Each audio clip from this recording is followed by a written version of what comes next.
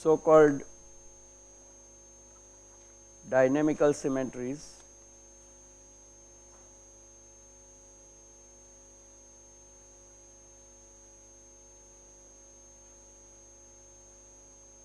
of the fundamental interactions.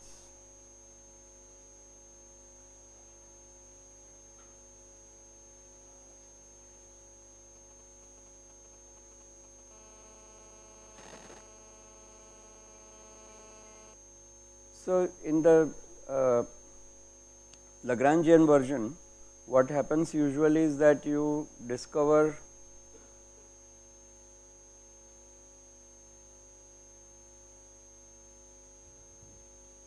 and the standard example is Kepler problem.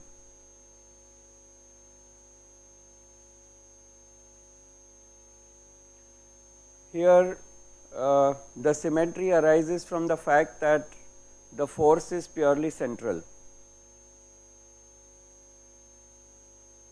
So, V of R1 R2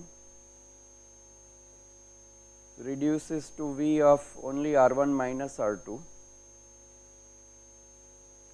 and further it is actually V only of modulus of R1 minus R2. So, what happens is that when V is function of only the difference, it leads to momentum conservation.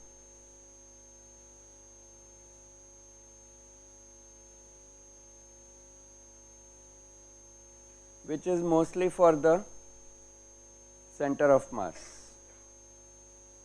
So, it does not give you much insight into detail of the problem, it just says that the whole, but it is an important outcome of the fact that it depends only on this, but this leads to angular momentum conservation.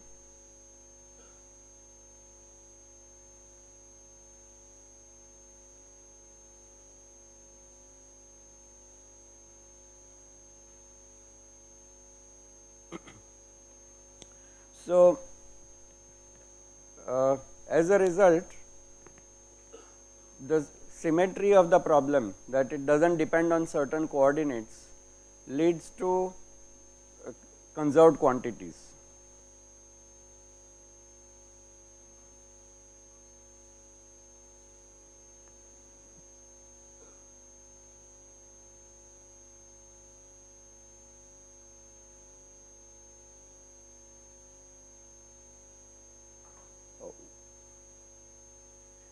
And whatever the group of symmetries, that is reflected in the conserved quantum numbers.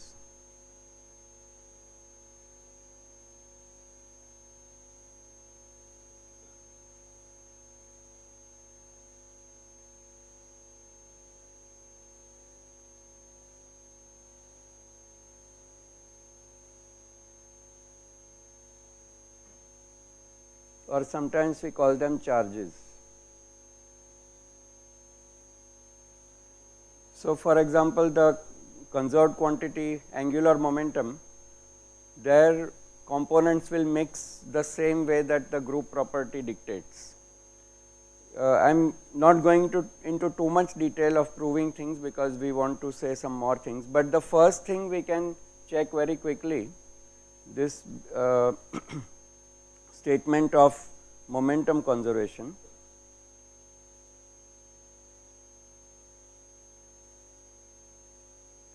Because it is such a cute little proof. So, once we have that V is function only of R1 minus R2,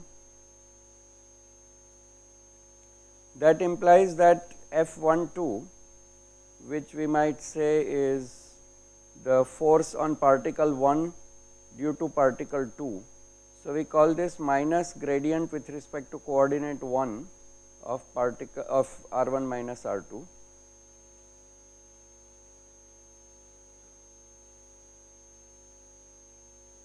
Whereas F21, force on particle 2 due to particle 1,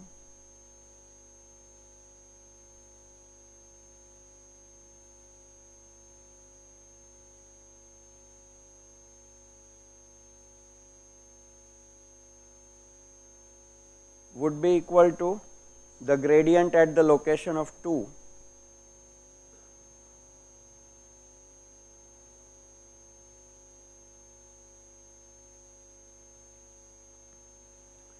but clearly we can write the in gradient expression wherever I have something like d by dx1, I can write it as equal to d by dx1 of x1 minus x2 times d by dx1 minus x2, right, by chain rule.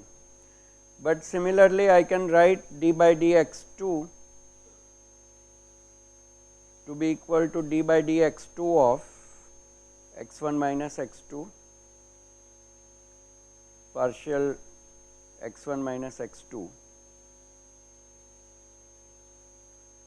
So now what happens is that this operator, I am actually scuttling writing the detail of a proof. This part is the same in both.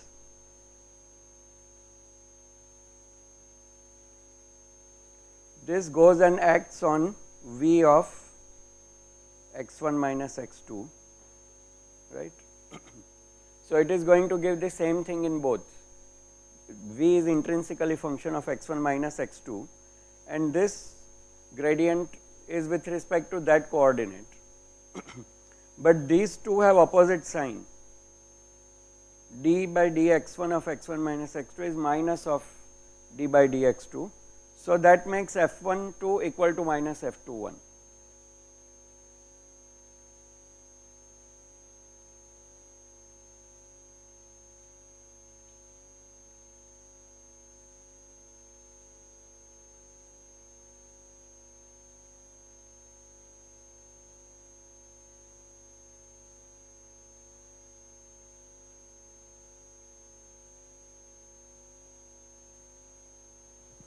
So basically this gives a plus sign, and I think what we should write is the detail of it is that this is just a plus sign and this is just a minus sign. Okay. So it is not as if this is, so let me just keep this sign same, but this is equal to minus sign.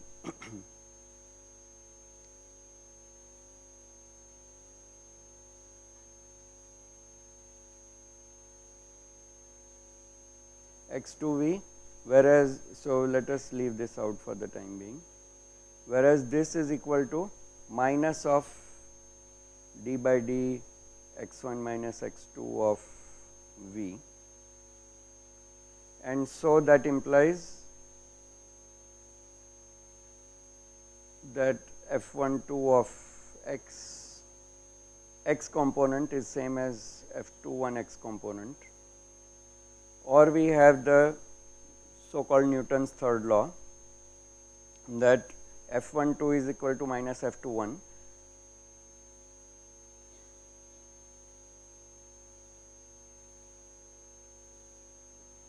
But that also means that d by dt of P1 plus P2, because f on 1 causes rate of change of momentum of 1, f2 causes rate of change of momentum of 2.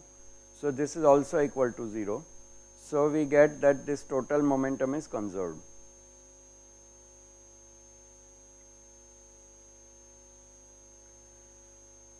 Now Newton imposed this by hand, saying that and that is how you can think of it in reverse, because if Newton's third law holds, then it should be like this. But this is not always necessarily true. Newton overreached a bit. Actually Newton's laws are not like Euclid's laws, they are more like, I think the real principle is the second law, and the third law is essentially putting a caveat on how the law is to be used, because otherwise the system is not closed. But we also get in electromagnetism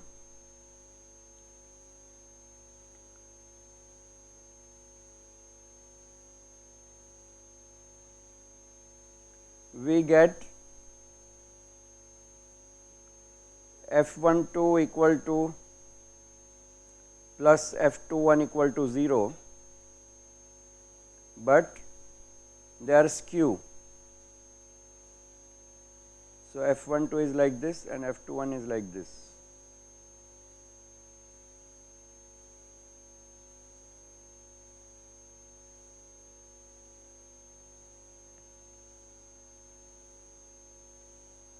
Okay. So they are not along the line joining the 2 points. This particle is here, this particle is here. So it causes a torque. So, but not along the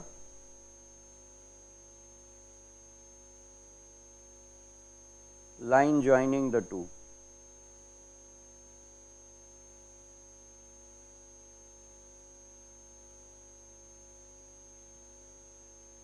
Okay. So this gives rise to torque.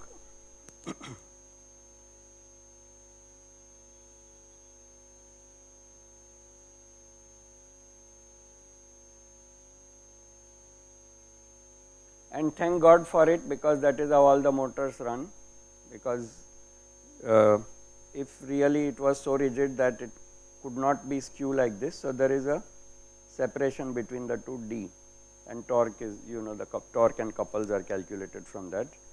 So this is 2, this is 3, but the point is that when both are satisfied in the more simpler problems, when V is also restricted,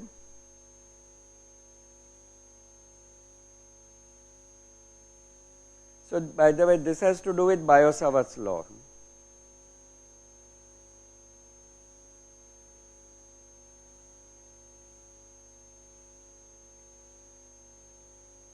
It's not going to happen in Coulomb's law.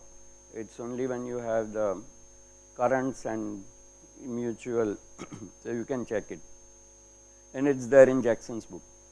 Now when V is also restricted to being V of the modulus of R1 minus R2, that is a real restriction. Now it depends only on separation, not on the vectorial separation. Then we get, in addition to both d by dt of P1 plus P2 equal to 0, and that d by dt of R1 minus R2 cross P1 plus P2 equal to 0. So then R cross P is equal to 0. Okay. So I'm sorry. So we have to write with respect to some center. So R1. So let's not. This is not correct. We have to write R1 cross P1 plus R2 cross P2. The way I'm thinking. Okay. So it is this that is equal to 0. And this can be actually derived from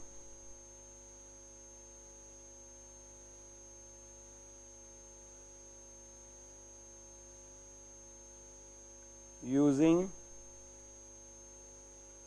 the fact that d by dx1 is going to be equal to d by dx1 of modulus x1 minus x2 times d by d modulus x1 minus x2 of V, but this modulus derivative means that you take square root of x1 minus x2 square, etc. So you will get x I cap times, so this raised to half, and then you differentiate, you get a half, this raised to 3 by 2, and eventually you are left with R1 minus R2 over R1 minus R2 cube. So, sorry, I am trying to do things too fast. D by dx of x square etc. will be equal to half 2x over, and this was raised to half, so it becomes x square etc. raised to 3 by 2, right, correct. So, not r but x.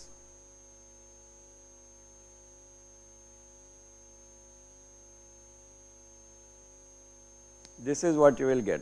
Okay. And so you get r cross the original, this will have magnitude of p, and combined with I, so you get r cross p. So, good, that is right. So, in fact, you get I cap out of it, because it will cancel, so it will be x over r. So, I cap x over r. Okay. So, you can check that this will work and give you angular momentum conservation. The more interesting things start when you get to Lagrangian for Kepler problem.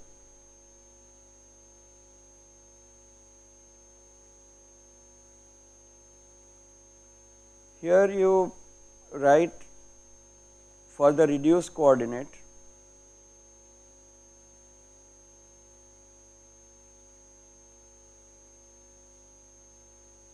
so after removing the total,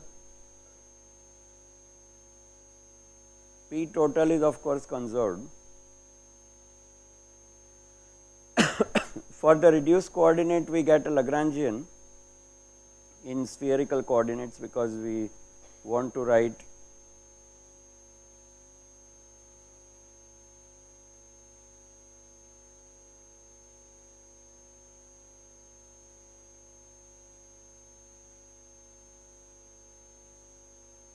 plus V of plus 1 half m r square sin square theta phi dot square and minus V of only r, right. This is how the Lagrangian of a single coordinate, it is a reduced coordinate, looks. Now the point is that the V of r does not contain phi dot, it does not contain the velocities.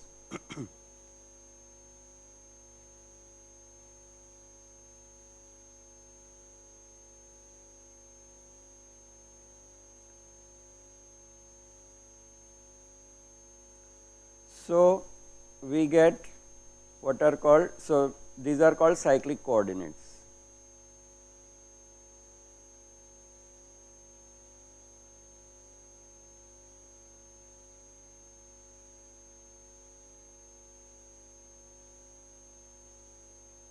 Because what we find is that if we write Euler-Lagrange equation,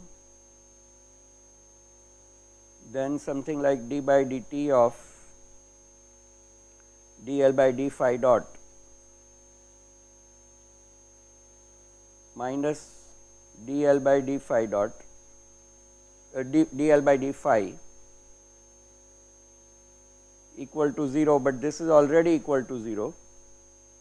So, you find that sorry, I am very sorry, I am being so careless, do not contain theta and phi, not the velocities.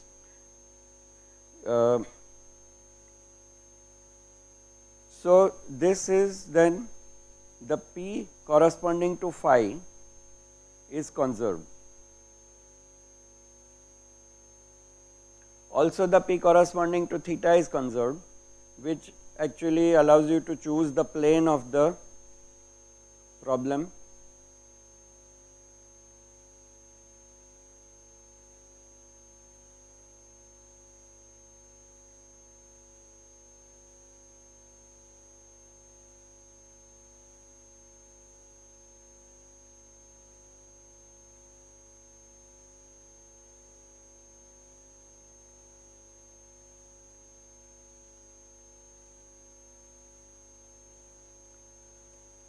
of the relative coordinate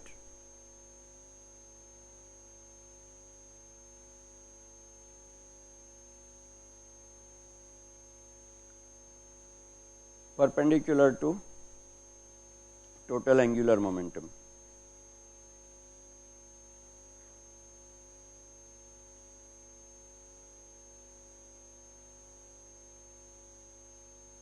So, the p theta and p phi, although we are calling them phi, they are generalized momenta and they are actually the components of angular momentum.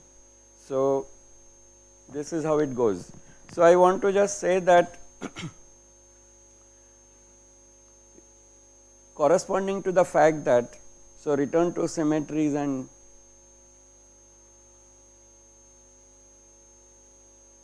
conserved quantities.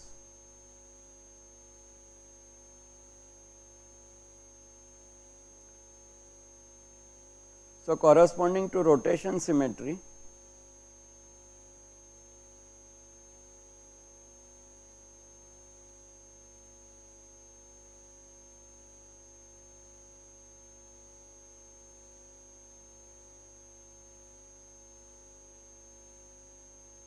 of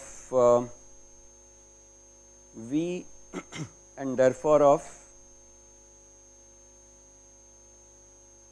total L, we get 3 conserved quantities.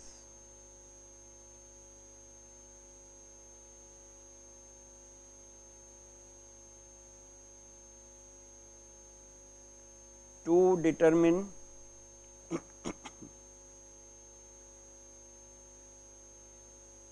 L cap, which is the plane of the coordinate,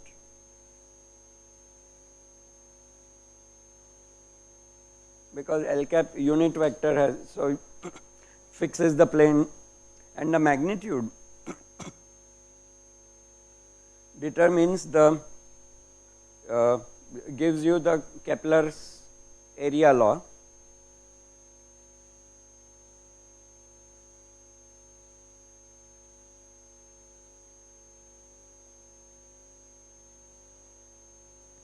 which is about equal area being swept out in equal time. So, corresponding to the 3 symmetries, you get 3 conserved quantities. There is additionally what is called, for all dynamical systems that have independence from time, you get energy conservation.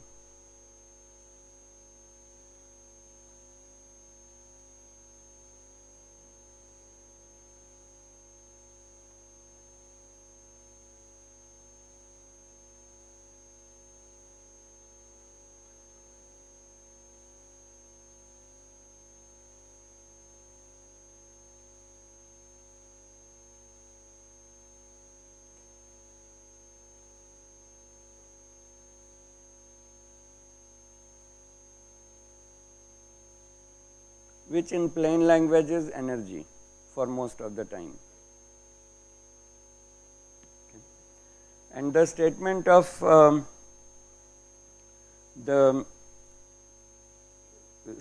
Jacobi invariant is that if you do d by dt of L, so I will not attempt a proof, okay, but it is called Jacobi invariant. You will do it in classical mechanics, or you can read it in, it's there in Jackson's in Goldstein's book as well.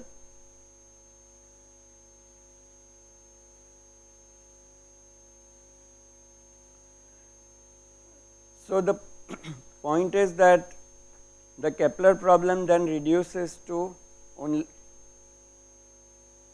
knowing the angular momentum in the plane and the total energy. So,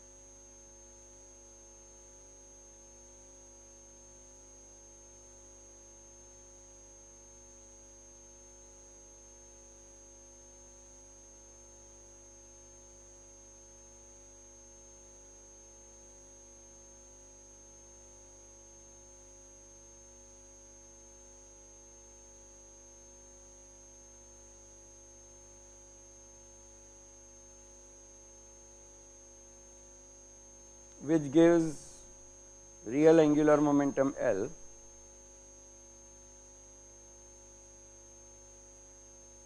So the direction of L we used up in choosing the plane, and the magnitude of L is what remains, and total energy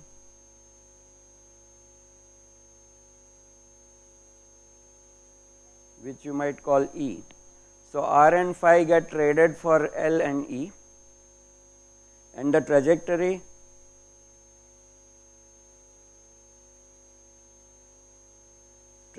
are conic sections.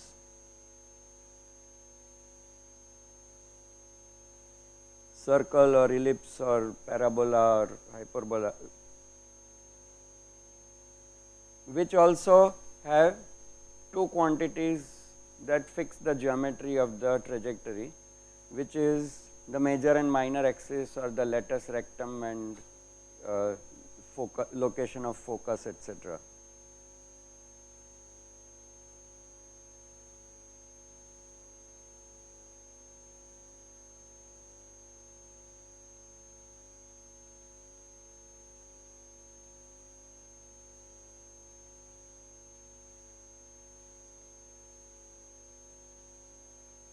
Major and minor axis, or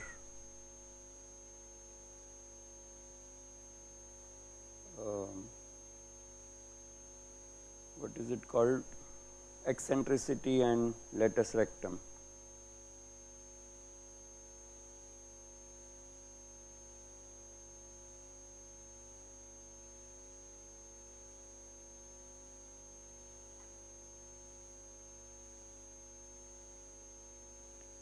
Okay. So these are the consequences eventually. The whole idea of mechanics, actually the advanced mechanics, is to, in a completely formal way, without referring to too much of the detail of the problem, identify what are the invariants, because then you don't have to solve for them, and then have more sophisticated methods to solve them. And for the more sophisticated methods, they reduce them to these oscillator problems, so called Hamilton-Jacobi theory. So all of mechanics essentially tries to do this, identify invariants, and for the remaining coordinates reduce it to a oscillation problem called Hamilton-Jacobi theory.